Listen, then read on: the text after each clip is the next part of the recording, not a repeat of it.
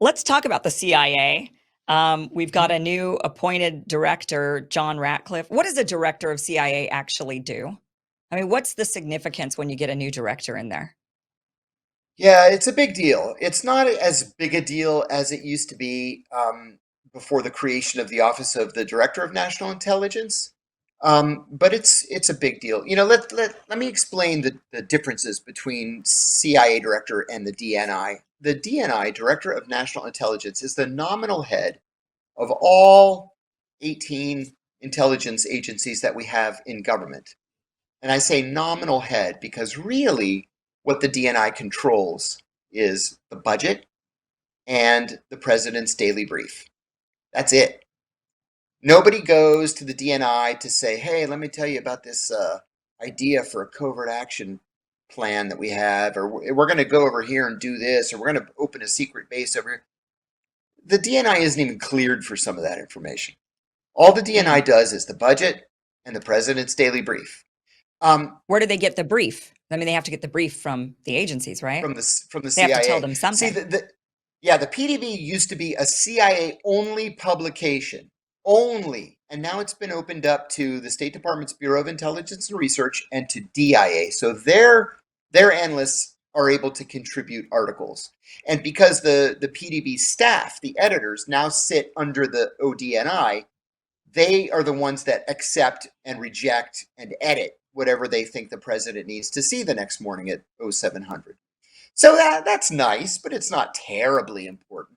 The budget's more important. But the problem for the DNI is that all but two of the intelligence agencies that fall under the DNI are DoD agencies, right? We're talking about NSA, DIA, Army intelligence, Navy intelligence, Air Force intelligence, Marine Corps intelligence, DARPA, all these different organizations that are supposed to be intelligence services, they're all actually just adjuncts of the Pentagon. So Hmm. the Secretary of Defense is in charge of them.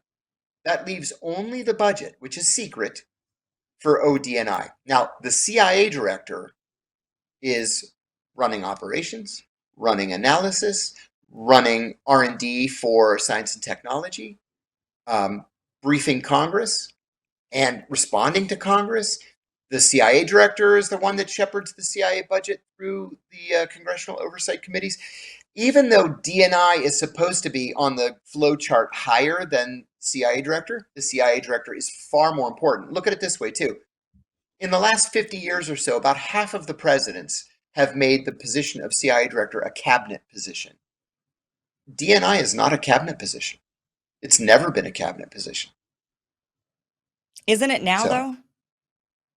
it could be. I It's thought it just is based because on the isn't that whim of the president. right? But isn't Yeah. that Tulsi Gabbard is the one that Mhm. is slated for that role, right? Correct. So Yeah. But he hasn't I said whether she or Ratcliffe are going to sit in on cabinet. oh In fact, I don't think, I'm almost positive that CIA director was not a cabinet position in Trump 1 and was not a cabinet position under Biden, but it was so under the Obama. benefit. Well, what is the difference? I mean, if you're going to be a cabinet level or not. I mean, one thing I could think is you don't have to go through the Senate confirmation hearing if you're not a cabinet position. Well, you But do. CIA director does and DNI does, but CIA deputy director does not. okay. So And what if I'm it's glad you brought that up. cabinet versus not? Yeah, Yeah, it's just, go do ahead. you want this person in on every decision or do you not want this person in on every decision?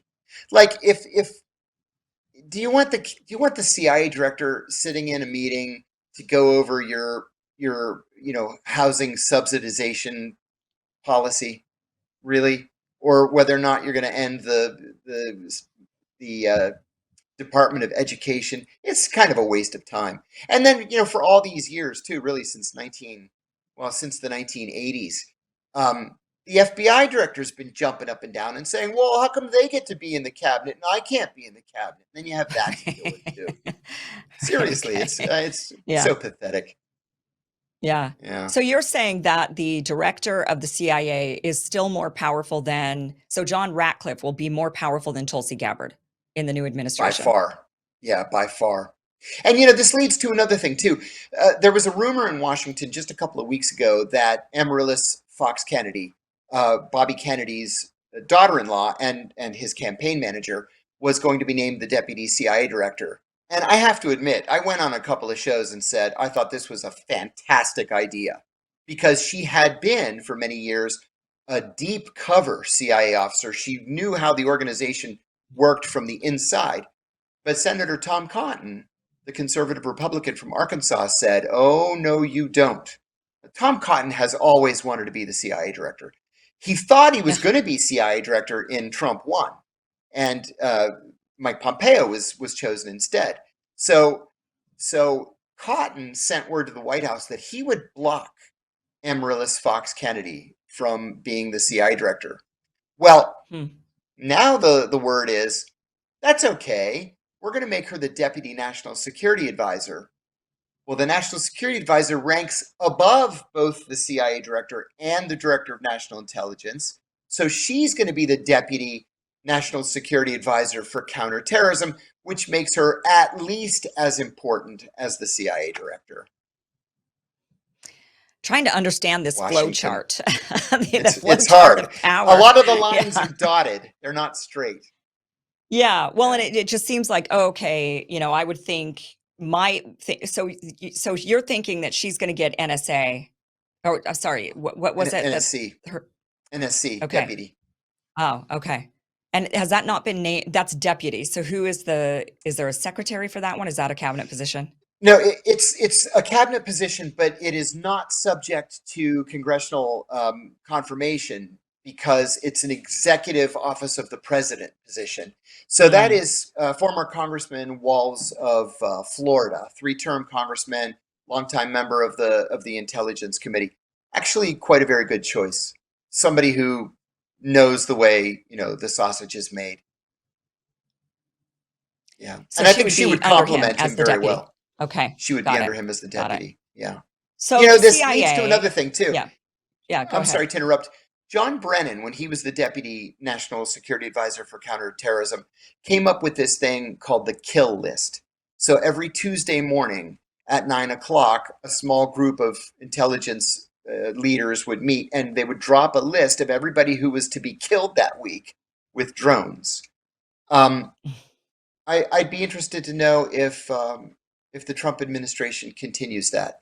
It's clearly a violation of international law. None of these people have ever been formally accused of having committed any crime, yet we're sending drones all over the world to just murder them.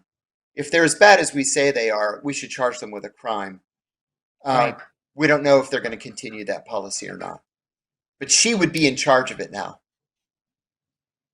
Do you think, and by the way, there's a lot of, I think, criticism of Amaryllis Fox Kennedy because of somebody who's been in the CIA. They look at her and they say, "Oh, she was a CIA person, so she cannot be trusted." What do you say to that? I mean, you're a guy that a lot of people trust. You were in the CIA. I mean, there's plenty of others who were in the CIA, but some will say, once in CIA, you're never out. Once a spook, always a spook. So I'm so glad you said that. I love when people ask me that question, because I'm able to rant for a minute. I said on Twitter the other day, somebody tweeted at me, "Once CIA, always CIA." And I responded that is the most intellectually lazy statement that a person can possibly make. Maybe I should call Ed Snowden and Ray McGovern and Jeffrey Sterling and half a dozen other people who are the family of Philip Agee, and say, "Oh, guess what, guys? We're all apparently still in the CIA."